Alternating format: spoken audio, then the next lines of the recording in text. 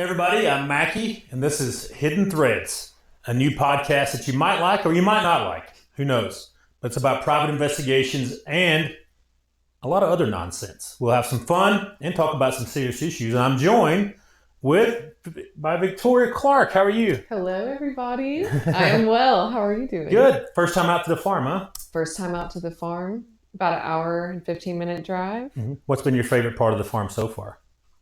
The horses. You like the horses, huh? I like the horses. Okay, we'll get you on one day. In due time, we will get me on one. I'm So scared. What are we talking about today? I want to ask you about your most exciting case. Most exciting case? But before we get into that, I want to know your background a little bit. Background, okay. How you got into all this, how it all started. I won't go into the whole thing today, but we'll stretch it out over all the episodes. But Okay.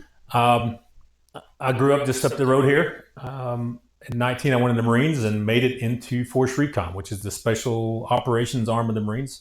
It's all changed around since I've been in. It's Marine Special Operations Command. They got MSOBs and different things. We'll talk about one day. Okay. But I made it into that, learned a lot about information gathering, reconnaissance, surveillance, and all those things. Went to work for the State Department. There's a lot of stuff to fill in there, but I don't want to get into everything today because we got to important topic to get in. But yeah, I learned some skills with the State Department with Force Recon. And so I wanted to market those skills, and I figured out a way to do it and started my own private investigation company. Very nice. All right. So what's the most exciting case you've ever Most exciting or most interesting or most disappointing? Exciting, right? Exciting. Are we talking about Gerardo today? I think we're talking about Gerardo. Okay, Gerardo. So I don't know if you call this one exciting, but it was a little bit disappointing because you get disappointed in the system a little bit here. But the Antonio Gerardo, that's a case that we're still got some work going on.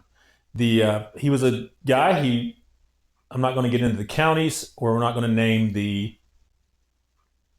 DA's office or any of those things. Okay. I don't want to get sued, but For sure. I don't want to have to name on the View where they have to put up the disclaimer, hey, Yeah. where they don't get sued.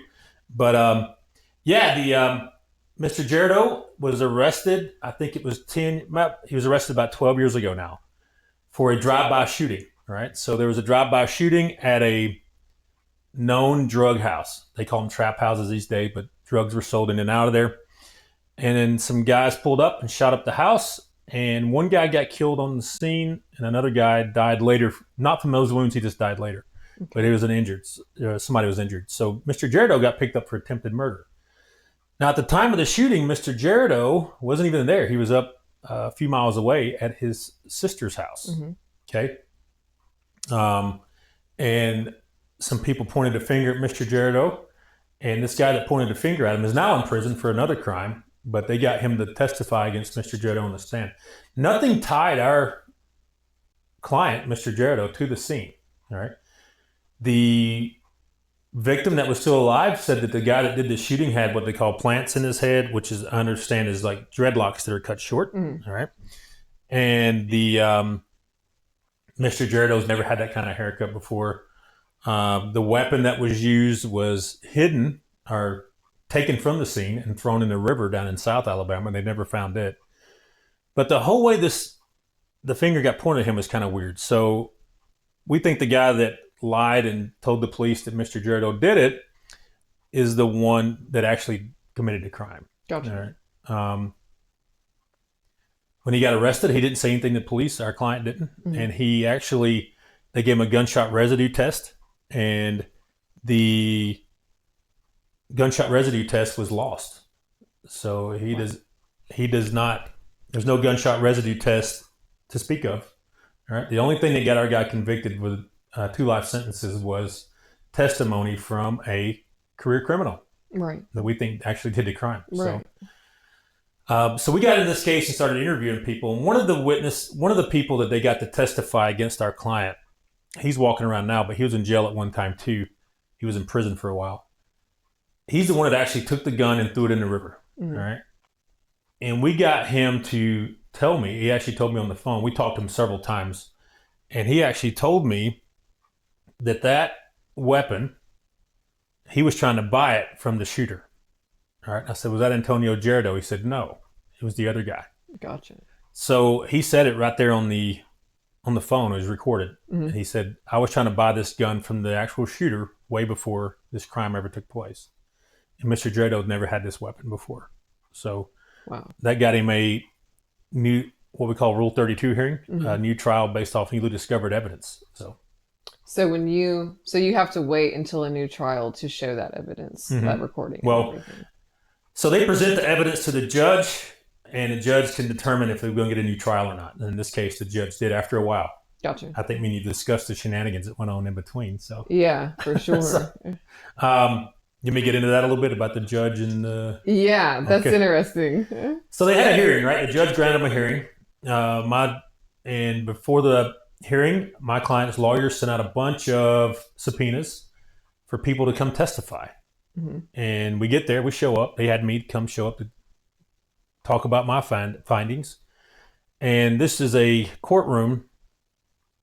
If you've ever read To Kill a Mockingbird, Yeah, you ever read that book? I before? have had to read it. It's a great book. Yeah. Like going back in time, I was waiting for Atticus Finch to come walking out there. So old school. Yeah. I mean, it's old. It was in the summertime we were there. There was no air conditioning. Wow. I mean, I'm talking like 1940 something. It reminded me of. Oh my gosh.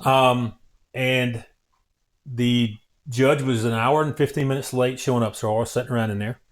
And he comes in with his robe undone. He looks like Colonel Sanders, by the way, like from the Kentucky Fried Chicken box. And anyways, I was looking around. I was like, "Is this real?" And I'm like, I know I didn't smoke dope that morning, but anyways, I was like, "This is real. This is real." You see, that's hilarious. And so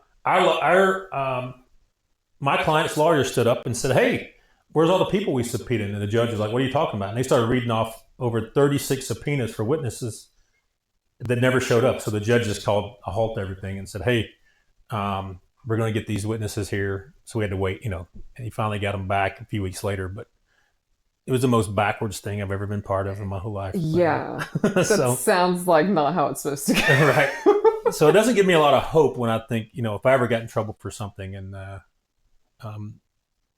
it would be, I don't want to be in that system. But it seems like it's a messed up system. And so like where does the messed up part start? With the police themselves, or do you start with the court, like where does it all, I mean, I guess it starts with the police, right? Like, so this is my opinion. Yeah, right? for sure. Small town, Alabama,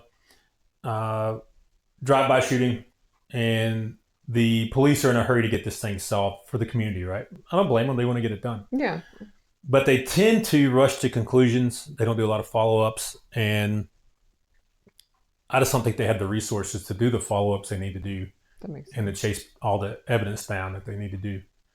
Now I got to this judge, and this judge is known for passing things off to retirement. Now, unfortunately, he's been saying he was going to retire for the last 22 years.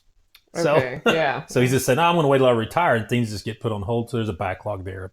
Gotcha. And he does not want to do a real case for it. He doesn't want to spend time having to make a hard decision, right? Mm-hmm. So he's an older guy. I'll call him Colonel Sanders. Yeah. Does that sound good? That sounds good. And DAs come through there. They had some DA issues there where the woman had, at the time, she's not there anymore, where she had known mental issues going on, emotional issues, and she'd lost evidence. She invited people into evidence rooms that shouldn't be in there to mess around with evidence, to crime scenes, all kinds of things. So there's other factors that are involved in this. And it's just they're not very organized in that district, and this one's coming back to bite them for not being very organized. So for sure, as it should. Mm-hmm. And then as for her, there's a bunch of like affidavits and stuff signed for her, right? Right. So over the years, a lot of other guys that got convicted in that courtroom, and one woman, have come up and complained and said, "Hey, this was done improperly because the DA had these stuff going on in her with her mental state." Yeah. And all her cases are being brought back up for retrial, except for ours, until we pushed it here, right? So for some reason, they did not want to bring Gerardo's back up, but she was the DA when this went on. So it's going to be retried. But So obviously Antonio Jared is the main goal. I mean, I guess when's the last time you talked to him or heard from him? Oh, I think it was in July. We talked over the phone. He's a good guy. He's down in Donaldson Correctional Facility down in south part of Birmingham. Mm. Very good prisoner. We call him inmate. I shouldn't call him prisoner. Yeah. Call him very good inmate. He's one of the trustees. Okay. Yeah. He's well respected with the staff down there. Mhm. And he's very patient, and he's just waiting for the right thing to happen here so he can get freed. And, Absolutely. but what other questions? It just blows my mind that there can be so much, like even the victim, the original victim, the guy that got shot. I mean, he said the guy had the plants in his head, Mhm. but he also said like he could not tell a voice, right? Like couldn't hear, make Oh out yeah, anything. I just, it blows my mind that Antonio's sitting in there when it's like the victim himself has said, I don't know who, like, there's Mhm. not enough to put it on him. It just blows my mind. Yeah. You read the statements from the witness, I believe, didn't you? Yeah. He said he didn't. They couldn't match a voice. He couldn't match a face. They had their faces covered up. There was more Right. than one shooter too, by the way. Right. Um, and so Antonio, back when he was younger, he got in trouble for drugs when he was a teenager. Did some juvie time, and when became an adult, he actually got picked up again for distributing drugs. And he got off on that when he went to a jury, and they found him not guilty. Okay. So Gotcha. my opinion is that local sheriff's department and the district attorney's office had it in for him. They said, we're going to get this guy no matter what. So they found this and stuck it to him. And unfortunately, it did stick. It made it all the way to the jury. Some problems with the jury, though. There's a lot of this testimony about the DA's mental state, the lost gun residue Yeah. test, gunshot residue test, Yeah. GSR, they call it. And how does that just get lost? It never was presented to the jury like, hey, we lost this. So Wow. I don't know what happened there. What are your thoughts on it? You've read the case. I have read the case. It makes me sad because I mean, you can talk about the facts of it all day long, but at the end, Antonio is still sitting in jail and has been sitting in there for how many years? 10 or 12 now. So it's a Right. life sentence, though. And So, it's all because we like either the small county's not equipped to deal with cases like this, but it's all at the risk of someone's life and their freedom. And I just find it really disturbing for sure. Like, Right. that's just, I don't know. It makes me sad. Yeah. Right. Yeah. I mean, this is the most disturbing one that I've ran across. Not because of the crime. We deal with crimes every day, right? Yeah. Horrible things that happen to people and children. But this one with just the system, it kind of disgusted me a little bit. So, It is disgusting. right. And is there ever like, I mean, I know like with you, like obviously our goal is to get him out of jail and hopefully that's what happens. But just how many other people is it happening to every day in different states? And, it's like you can take this one small county, but it's happening across the board everywhere. So it's just really dark and nasty when you think about it. So there's a stat out there. I don't have the exact stats in front of me, but in Alabama, I've read some stats where it's around 30% of people incarcerated are wrongfully convicted. So Wow. that's a lot of people in prison in Alabama. So they're That's a wrongfully lot convicted. of people. So yeah, what we do though is they hire us to go out and interview witnesses. We interview the jury pool. We look them up. We find the people first because some of these cases are 20 years old, and we have to go find people. Some of them are dead. Obviously, they've moved. We find them and do interviews. Some people don't want to be interviewed, but some of them do. They're like, "Hey, there was some stuff that went wrong. We tried to say." Some of them say, "Hey, we tried to say something back at the time. This was all going on, but everybody ignored us." And nobody had said it in this one, but there was a rumor that there was some jury tampering where the judge came in and said, "Hey, we want to get this thing done by the end of the week," because he had a hunting trip to go on. So, wow, that's rumor. Nobody's said it, but I wouldn't put it past them. I wouldn't either. So, People's whole lives, and you're worried about a right. camping trip. Yeah. I don't know. The whole thing's just really messed up. I'm just glad that he does have you to help him out, and obviously everyone else that's on his team and on his side. I just hate to see this system not work and not do the job that everyone wants it to do, which is just get to the truth, get to the bottom of it. Like we want justice for Antonio and for the original victim too. Like and for the guy that actually was killed. So Right. that's just a lot. Yeah, it is. I've been down where the crime scene looks completely different. It was a trailer park back in the day when this all went down. Now there's houses and some apartments there, so it looks completely different. So you can't recreate anything to show angles of gunshots and all those things. But Right. um, yeah, he's got a good team of lawyers. His sister is very dedicated to getting him out of this. She spent a lot of money and a lot of resources to get good lawyers. They've hired me, Yeah. and the I just hope that we get a resolution soon instead of him just sitting there. I think he has a lot to give to society. I think he's a changed man from when he was younger, obviously, and I think he would be a good contributor to society in the future. But Absolutely. And everyone makes mistakes. And, just because of his past criminal history with the drugs and everything, you just can't look at people's past and go, hey, you got, drug charges. So we're just going to throw you in here for this because we just need it closed out. It's right, like everyone makes mistakes. You can't do that to people. that's right. Okay.